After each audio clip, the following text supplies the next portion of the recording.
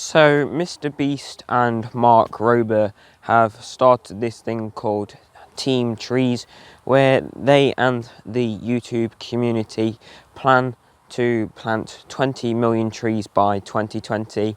So, this won't solve climate change, but it will, have a start, and it's better than, sitting there and complaining about, what's happening in the world when you can actually get out and do something. So if you want to help the YouTube community get to that goal of 20 million trees, the link is in the description, so you can go and donate to that cause.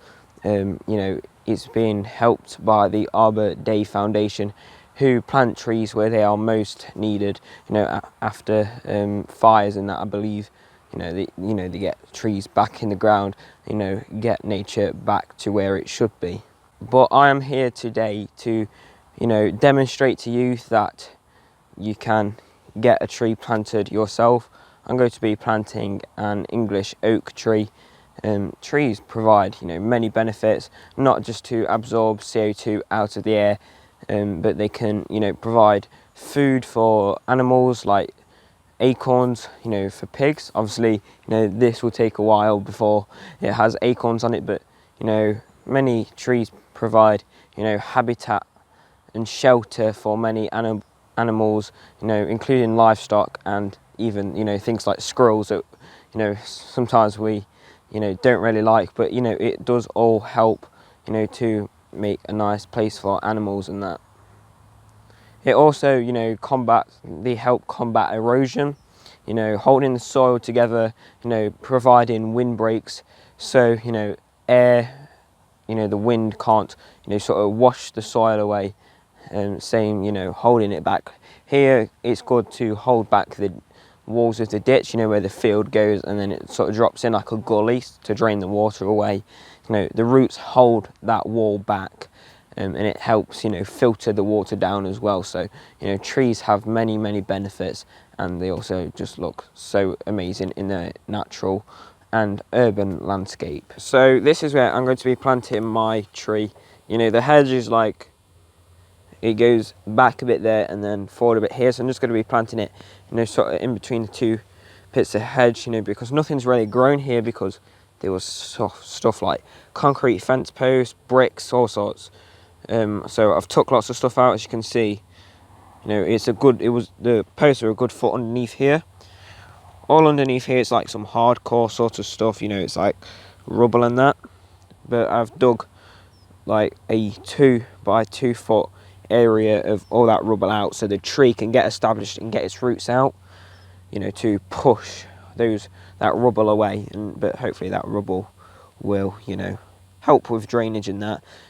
It's super heavy clay here, down to white sort of clay, like grey clay. So I've just got some topsoil and that out of a ditch, where leaves have collected and rotted down.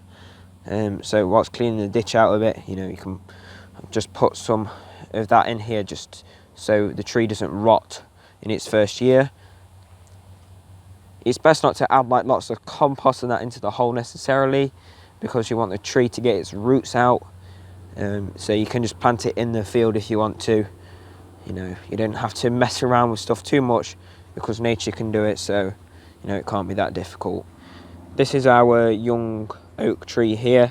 Nice straight stem, a couple side branches, some nice buds coming ready for next year.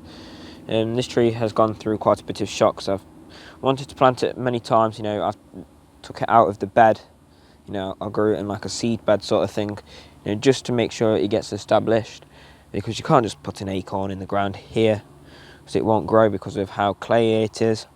So this should do all right, but it's had many disturbances, so hopefully it will take now. As you can see, this is the ditch. It drops down quite a bit there. There's still lots of rubble and like sandstone and bricks and that here, but that's sort of holding the edge of the ditch back really, and the roots aren't just going to pop out the side here. Eventually, in like 50 years or so, even in 10 years, a young tree, will hold this back even more and stop, the water washing it away, as it is sort of like a gully now. So if you haven't got the space to plant your own tree, you can obviously donate to Team Trees, and that does really help because $1 equals one tree. So if you're in the UK and you're paying via pound, you know, £1 equals one and a bit tree sort of thing. So yeah, basically $1 equals one tree, and you know, you can get trees in the ground like that. But if you want to grow your own trees, you know, see trees develop, you don't have the space to plant them in your garden if your garden's not very big, or you don't have much land, you can still grow these trees on a balcony in some pots and then donate them to, you know, tree planting organisations in your area, and even to the local council, or your local government, or whatever, how it works, I don't know, in your area. But you can basically donate them to parks and that, and ask them to plant them for you, and those trees will grow nice and big. So, you know, look what trees are native in your area, if you want them to be planted, you know, out sort of in the wild. But you know, if you like some nice decorative trees, you can also grow those. So just do some research on that. It's best to probably ask your local government or council beforehand, you know, planting them, you know, just to make sure, and you can donate them and get them planted. So you can look through quite a few of my videos. You know, I've got quite a few videos on how to grow trees. So, you know, it doesn't have to just be big trees you're growing. You can grow some nice little apple trees as well. You know, you get some nice harvest off them. You know, trees are basically it's just a large plant, so it stores carbon and it gives you many benefits. So to get a tree in the ground, you know, if you're planting one yourself like I'm doing here, you don't need much, just a tree, a post if needed. I'm just using a hazel pole to, you know, make it sturdier, to get it to grow upright. If you're planting something like an apple tree, you might want something a bit firmer, because, you know, they grow a little lower down and the roots don't spread as much. So if I can get this out of the clay, this shows how, you know, tough this clay is. You know, it's wet, it's rained a hell of a lot, and you just feel it sucking in. So here we have a nice spade. You just you use a trowel if you want to dig a bit. If you're planting, you know, in the field or something, you get more of like a tree planting spade. You don't need much. You can simply shove it in and open it up like that and dob the tree in for quickness. But here, obviously, we've got more clay. We want to plant it, you know, more traditional style, if you will. So here I'm going to, you know, make a hole. It's quite difficult, as I've said. We've got, you know, some very sticky clay in here, just sticks to the spade sometimes. Mixed with a bit of topsoil. Hopefully all the insects and worms and that will mix that in a bit better. But the tree will be able to break through it. Just want a nice little hole for the tree to go in. If you're planting a containerised tree, make sure if you're digging a round hole that you've chiselled away a little bit at it, so the roots aren't just going to go around in circles. Or you could just dig more of a square hole so the roots go out into the corners, as long as you make it easier for the tree to go out into the sides. If you want a tree in your garden and you want it to grow as quick as possible. But if you're doing something with like a tree charity or something, you can literally just dob it in the ground very easily. So I'm going to see, where the tree sits in there. That's a bit too low. We've got quite a bit of clay in the bottom there, so I'm just going to push a bit of this soil in here. You want to loosen it up anyway at the bottom. There's a bit of clay in there. This is a bit of a different scenario here to what I'm used to. So we've got lots of clay and it's a bit different. That looks about right to me. Level or just above where, the roots start. You've got to bear in mind this tree will push itself up, soil will build around it. As long as it's not buried or it's not too high up. The worst thing is it's too high when it's too high up. I'm not bothering about this being in the centre of the hole because I'm just wanting to get a tree in the ground quickly. and it's so easy. So I'm just going to make sure the tree is as upright as possible. Just tapping around it. As you can see, the clay's really sticky here, and it's quite hard to work with. But you know, the worms and everything will make the soil a lot better now. I'm going to mulch around that, hopefully with some manure and cardboard, to stop weeds from going around it and give it a better chance. Keeps moisture in as well. But I'm not doing that today because I don't have the muck and manure.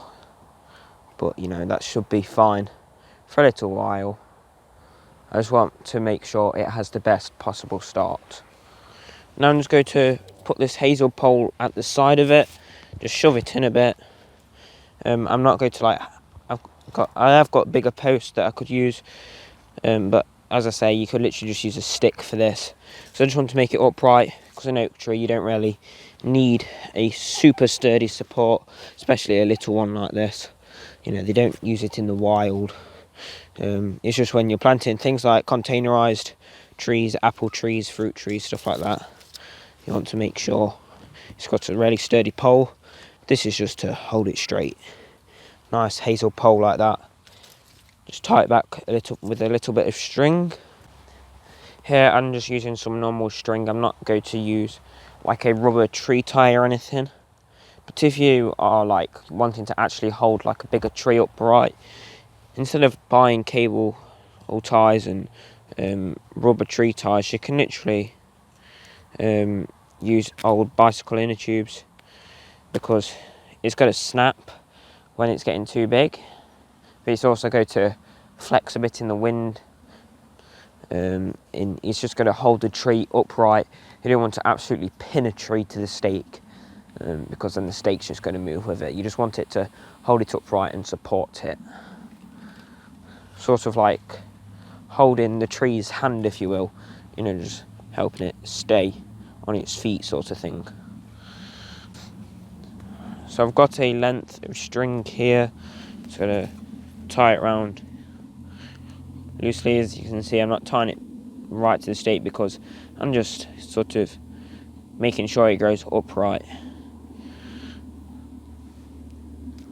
As you can see, just going to double knot this, and there we go. I'm just going to cut, you know, these ends off here, you know, just to make it a bit neater, sort of thing. This string does sort of rot. I'm just holding it upright, you know, whilst it gets rooted in. And there we go.